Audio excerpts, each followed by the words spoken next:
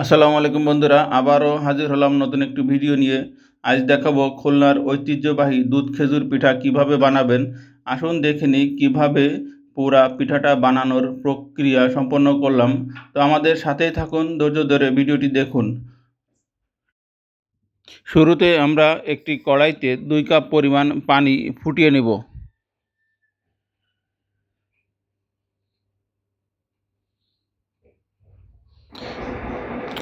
এবার আমরা পানিটা ফুটে এলে হাফ চামচ পরিমাণ লবণ এবং 250 গ্রাম পরিমাণ ময়দা দিয়ে দিব। ময়দাগুলো দিয়ে আমরা এভাবে একটু নাড়িয়ে দেব চামচের সাহায্যে। দেখুন কিভাবে আমরা গরম পানির সাথে ময়দাগুলো নাড়িয়ে নাড়িয়ে মিশিয়ে নিলাম। এবার আমরা এই লেটাকে বা ডোটাকে একটু ফ্যানের বাতাসে ছড়িয়ে দিব, যেন একটু হাত দেওয়ার মতো থাকে। হাত দেওয়ার মতো উষ্ণতা এলেই আপনি হাত দিয়ে এটাকে ভালোভাবে মণ্ড তৈরি করে নেবেন। এবার আমরা একটি ডিম ফাটিয়ে নেব। একটি ডিম দিয়ে ভালো করে চটকিয়ে চটকিয়ে এটা মিশিয়ে দেব। মিশিয়ে ডোটা তৈরি করতে হবে। বন্ধুরা, আবারও বলছি, গরম যতটা সহনীয় মাত্রায় থাকবে ততটা সহনীয় মাত্রায় গরম থাকতে থাকতে হাত দিয়ে ডিমের সাথে ডোটাকে ভালোভাবে মিশিয়ে নিতে হবে চটকিয়ে। এবার আমরা দিয়ে দিচ্ছি গুঁড়ো করে রাখা বিস্কুট। আপনারা যে কোনো বিস্কিট 3-4 পিস ফ্রেশ ভালো গুঁড়া হয় এরকম বিস্কিট গুঁড়া এর সাথে দিয়ে ভালোভাবে মিশিয়ে নেবেন। এবার আমরা ঢেকে দেব। ঢেকে দিয়ে 20 মিনিট এভাবে রাখবো। 20 মিনিট পরে ফিরে আসছি। বন্ধুরা দেখুন ডোটা কত সফট হয়ে গেছে। এখন এটাকে আমরা লেচি করে করে ছোট ছোট টুকরা করে নেব এবং এই ছোট টুকরাগুলো হাতের সাহায্যে দলা পাকিয়ে দেখুন কিভাবে আমরা পিঠা বানাই। তো ধৈর্য সহকারে ভিডিওটি দেখুন এবং আমাদের সাথে থাকুন।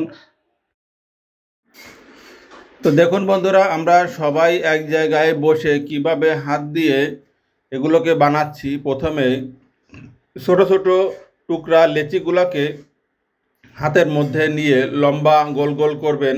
ভিডিওতে দেখানো উপায়ে আপনি এভাবে লম্বা করে তারপর সেটাকে এভাবে চ্যাপটা করে করে হাতের বৃদ্ধাঙ্গুল দিয়ে চ্যাপটা করে করে আগে একটু চ্যাপটা করে নেবেন। এরপর এভাবে দেখুন কিভাবে আমি হাতের এক আঙ্গুল দিয়ে ওগুলোকে উল্টিয়ে উল্টিয়ে গোলাকার করে নিচ্ছি।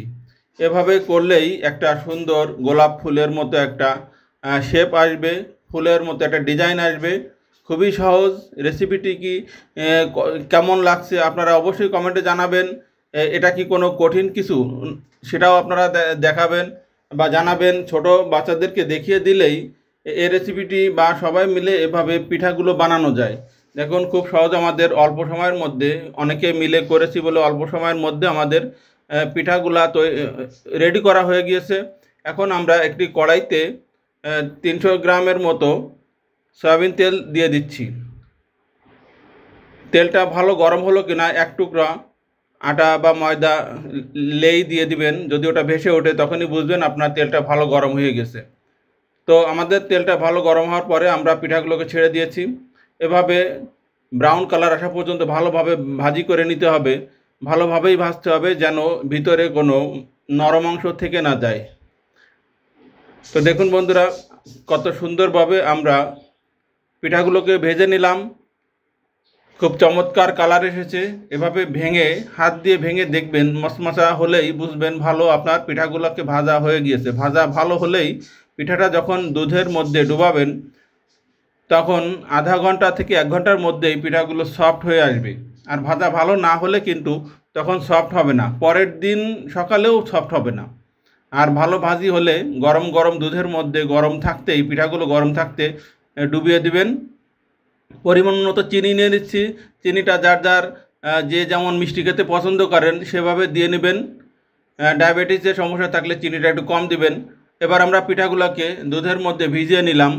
দেখুন ভিজিয়ে নিয়ে একটু নাড়িয়ে দিবেন। এভাবে রেখে মাত্র আমরা 1 ঘন্টা পর উঠাচ্ছি। 1 ঘন্টা পরই আমাদের পিঠাগুলো সম্পূর্ণ নরম হয়ে গেছে। বন্ধুরা বিশ্বাস করুন একেবারেই সফট হয়ে গেছে, কোনো অংশে কোনো দলা নেই, দলা পেকে নাই বা কোনো শক্ত অংশ নাই। খুবই চমৎকার সুস্বাদু নরম তুলতুলে একটা পিঠা বানিয়েছি আমরা।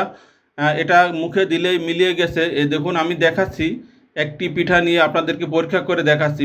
এই দেখুন এই যে একেবারেই নরম তুলতুলে হয়ে গেছে। চমৎকার সুন্দর পিঠা তৈরি হয়ে গেল। এতক্ষণ ভিডিওটি দেখার জন্য ধৈর্য ধরে আপনাদেরকে অনেক অনেক ধন্যবাদ।